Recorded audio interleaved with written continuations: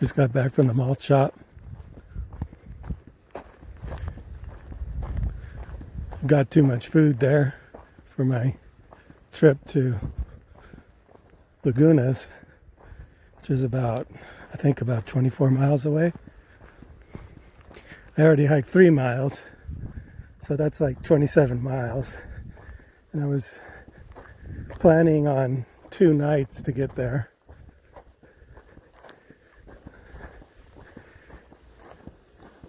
But then, once you get back on trail, you're feeling pretty good, thinking, oh, is it really going to take 2 nights or maybe 1 night? And then start thinking that, oh, I brought too much food. I don't want to get up to Laguna with a bag full of food. So right now, I think I should stick to my original plan of 2 nights and try to eat all the food I got, just to make it worth it. Or, make it me carrying all this stuff worth it. And this is the first time I bought a block of cheese and brought it with me on a hike. I've seen other hikers doing that.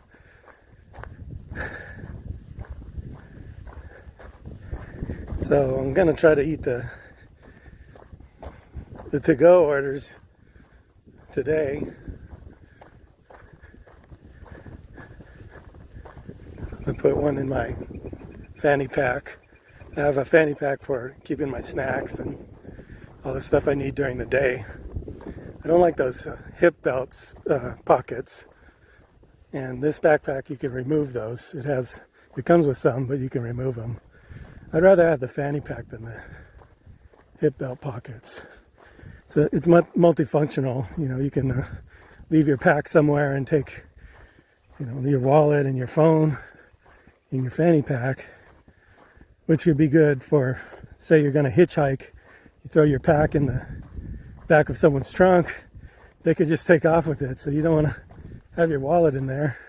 You're going to be stuck by the side of the road with just being John Doe.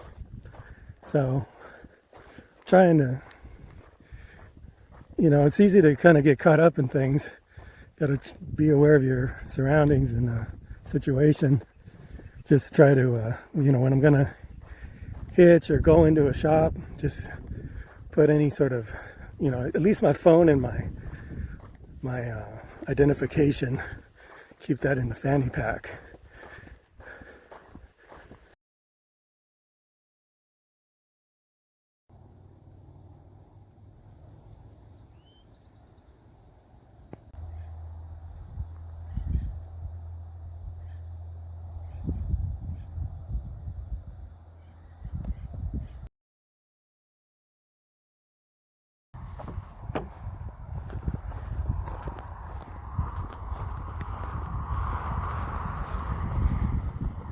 Met quite a few people today.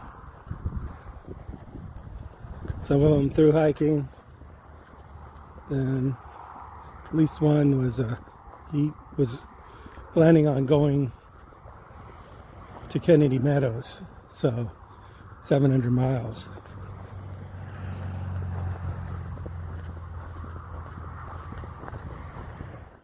One group, there was 3 of them, and I think it was 2 people that were younger, and I think the older gentleman was their father, and then one of those younger guys, he was just going to do a short part of this with the other 2.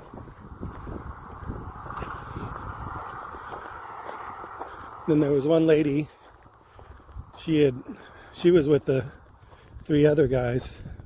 I guess they met somewhere in Lake Morena, and I met those 4 at the malt shop, and she said she did about half of the PCT before,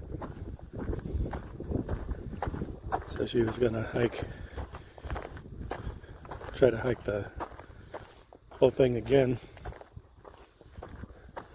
She said that last time she just had too much fun hitching around. You have to be pretty focused to do the whole thing.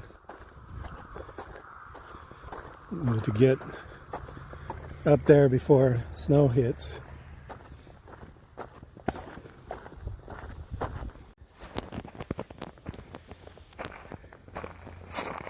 The baby rattler. He ran on a trail.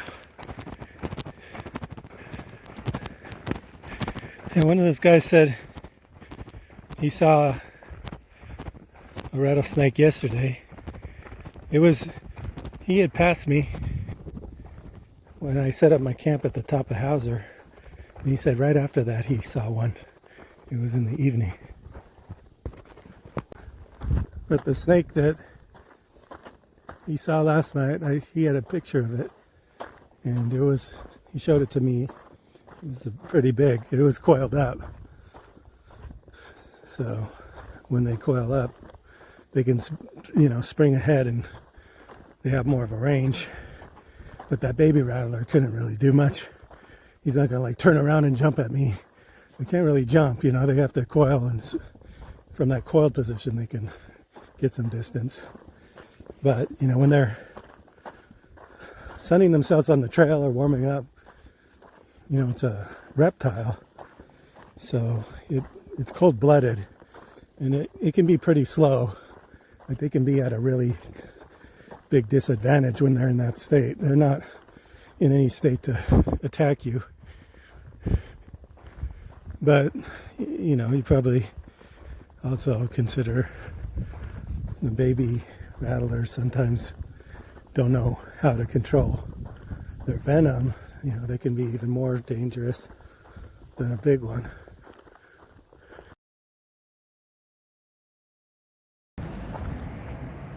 There's baby rattler number 2.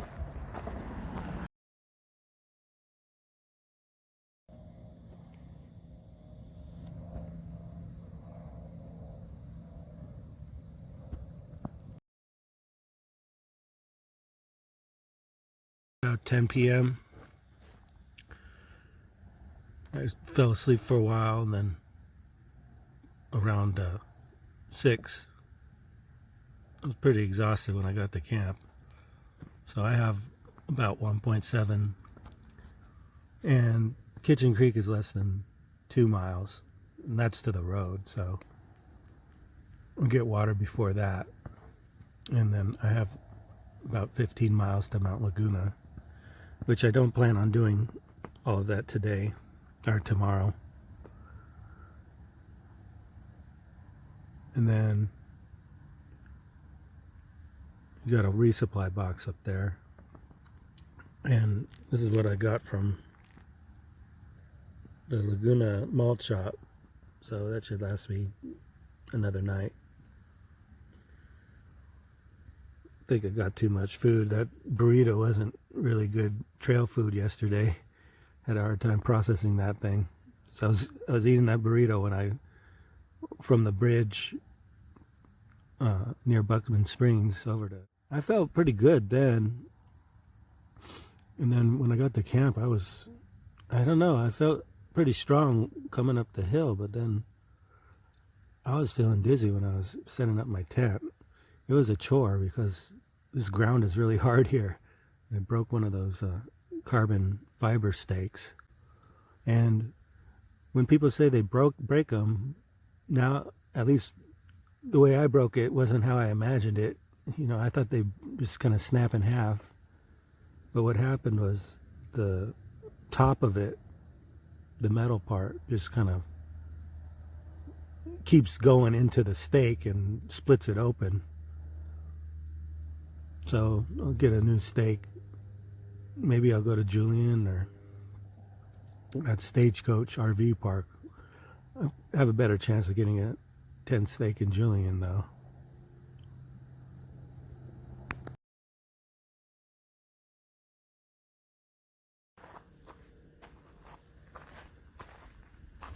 About 7:10, heading off for the day.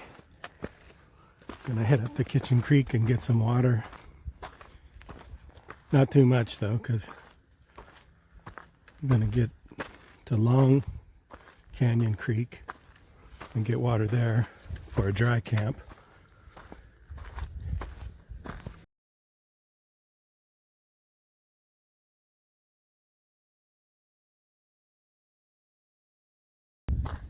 Well, here comes the sun, probably as we round this corner. Yesterday, took a nice break at the bridge where you go under Buckman Springs and got stung by a bee right in the jaw. He came flying towards me, and I felt a little twinge. I was like thinking, is this guy stinging me? And I kind of swiped him away. And there was someone there that checked, and he took a little stinger out. But it doesn't seem to have affected me too much as far as swelling. But I think it did contribute to my overall kind of downhill condition at the end of the day. I think my body was trying to react to that. Or also maybe to the antihistamine that I got from my friend there who got the stinger out. He's the one who's trying to do a section hike up to Kennedy Meadow South.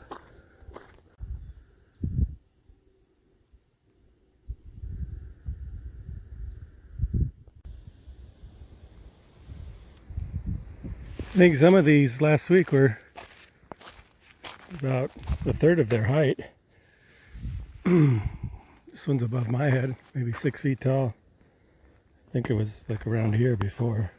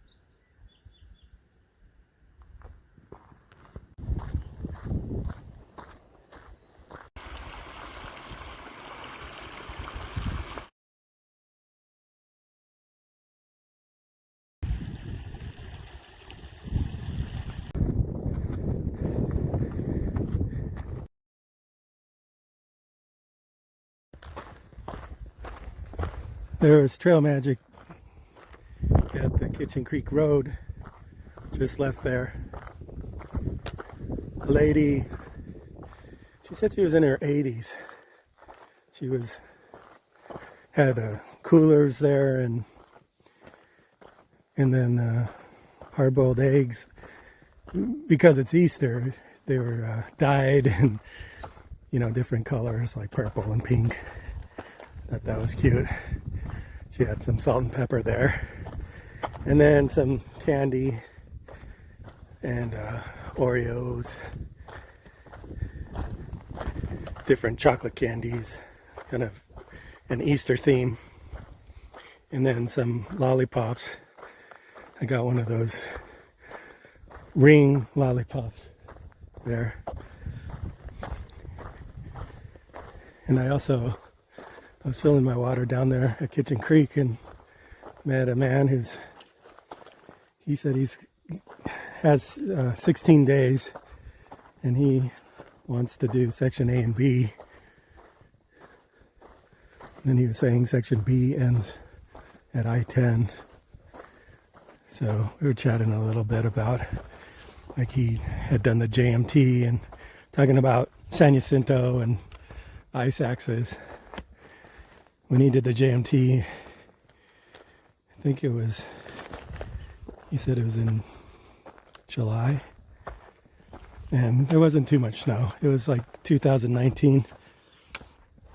He said he didn't really need to use any ice axe, but there was one section he did anyway, even though he said, yeah, most people were just passing on through it. Also, at Kitchen Creek, the lady had apples and oranges, so I had an orange, just a small one, but it's good to get some fresh fruit when you can. At Lake Morena, I had a banana. And the trail angel, she said she lived in Pine Valley, and she had moved from San Diego pretty recently, I think 4 years ago. She lived in Point Loma, which is a pretty nice area, but she didn't like seemed like there was more airplane noise there than there used to be. She had a rescue dog, like a small, I don't know what kind of dog it is. It's a smallish dog. It was very friendly. She said it liked men, so that was fine with me. I like little friendly dogs. Gave it a good pet.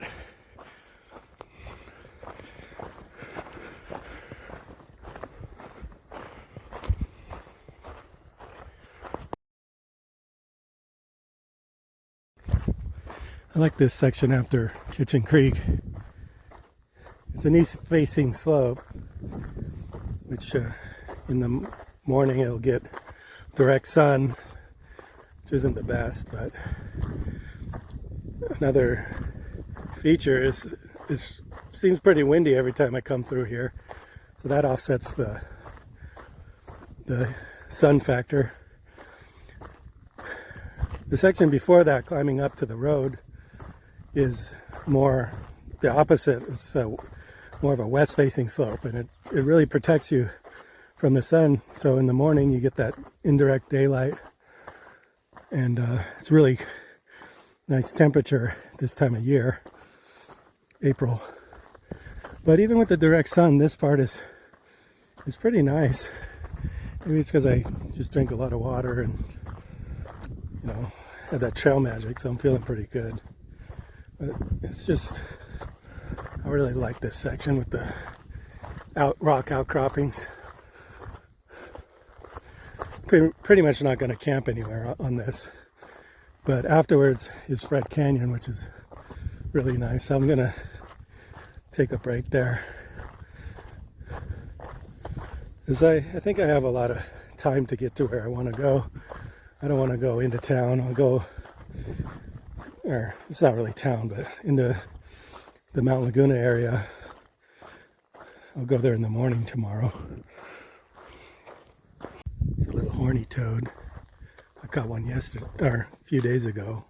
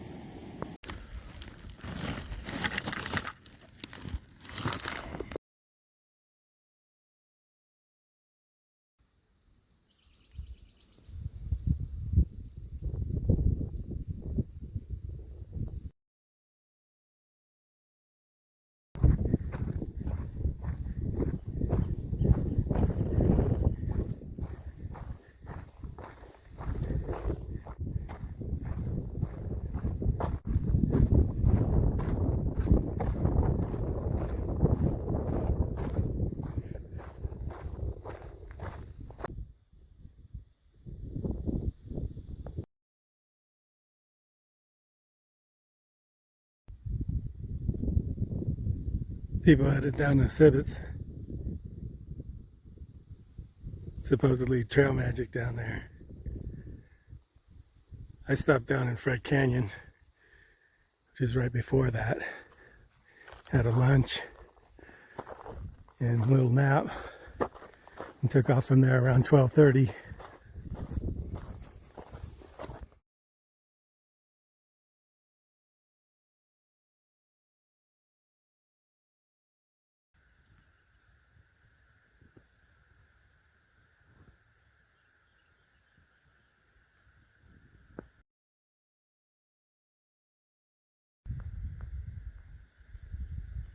Stopped just before the climb to Morris Meadow.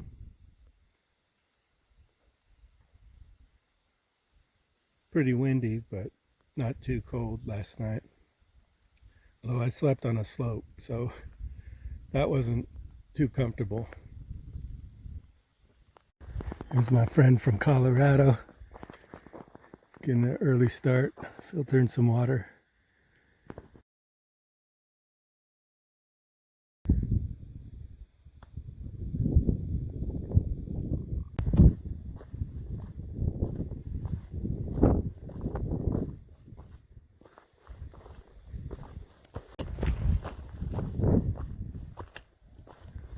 It's the junction to Morris Meadow.